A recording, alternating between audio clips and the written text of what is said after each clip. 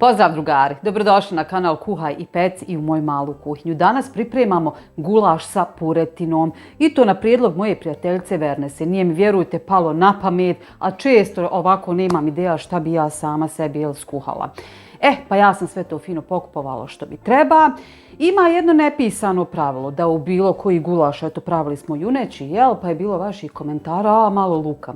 Kaže, koliko ide mesa, toliko ide luka. Ja to ne mogu, vjerujte. Tako da ću ja na ovih, koliko ima 800-900 grama mesa, staviti dvije onako malo veće glavice luka. Vi stavite ako hoćete kilu, znači nikakav problem nije. To je sve do ukusa. Meni niko ne može narediti da ja stavim 800 grama luka na 800 grama mesa. Stvarno to ne mogu. Ja ću napraviti onako kako ja hoću i kako je meni moja prijateljica savjetovala, ja probala njen, fantastičan. Idemo vidjeti dakle šta nam treba od sastojaka pa da se bacimo na posao. Brzo za mnom! Evo dakle tu imamo meso, jedan komad, piše pureći zabatak pa da znate šta ćete kupiti. To je što se tiče ostalih sastojaka, otišla da kupi mrkvu, reko ima li išta sitnije od ovoga. Gleda čovjeku, veli ova pukla. Ovo dok izgulim sve, hajde dobro, valjda neću prolupati. I evo, to su te malo dvije veće glavice luka, pa ima i u ovoj samoj sigurno nekih 300 grama, bit će toga.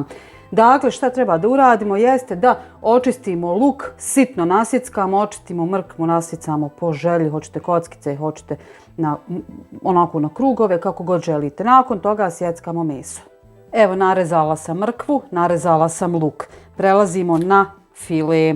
Dakle, što se tiče ove vrste mesa, ovo vam je onako light verzija, što za džep, što za kalorije. Ima malo manje kalorija nego obično ovo meso. Ima žlipa na koje morate da obratite pažnju, znači da vam ne ostane žilavo i da to fino uklonite. Ovo se teško skuha. Sve ostalo režemo ovako na kocke. Meso je spremno. Ja sam u lonac nasula 2-3 kašike ulja otprilike, dobro zagrijala i sada na vrelo ulje dodajem povrće. Propržit ćemo dok ne omekne, poslije ćemo dodati meso. Ako dobije i malo bojice, tim bolje. Samo nemojte soliti. Nakon što je povrće omeklo, pogledajte, čak i malo bojice već počinje da dobija, ja ću dodati meso i to ćemo ponovo sve propržiti.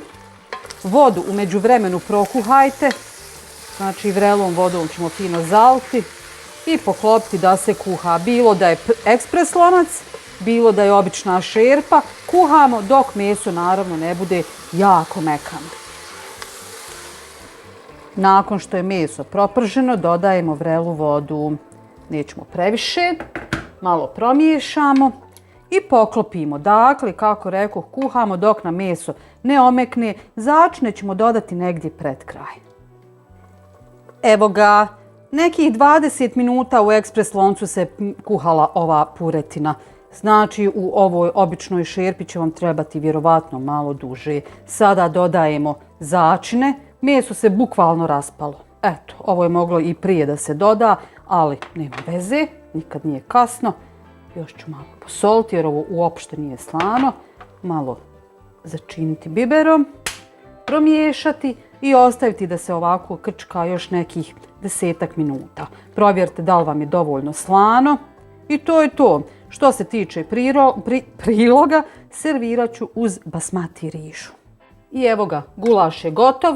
Pogledajte, fantastična boja. Meso je jako mekano i vjerujte da je jako ukusan. Ne znam da li bi neko primijetio razliku recimo između ovoga i teletine. Znači ovo vam ozbiljno kažem. A puno je veća razlika u cijeni. Ja sam u međuvremenu pripremila i basmati rižu. Imate naravno link kako se to priprema na mom YouTube kanalu. I sada ćemo mi to sve odmah da serviramo u tanjir.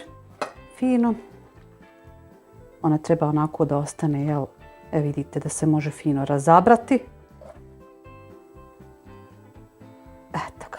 I sada ćemo to fino odmah da zalijemo s ovim krasnim gulašom. I ručak je spreman. Naravno možete eventualno salaticu, supicu i to je to. Nadam se da vam se ideja sviđa. Probajte obavezno. Eto, ako vam se sviđa, lajkajte, prijavite se na moj kanal ukoliko to niste, pa se gledamo opet. Ćao!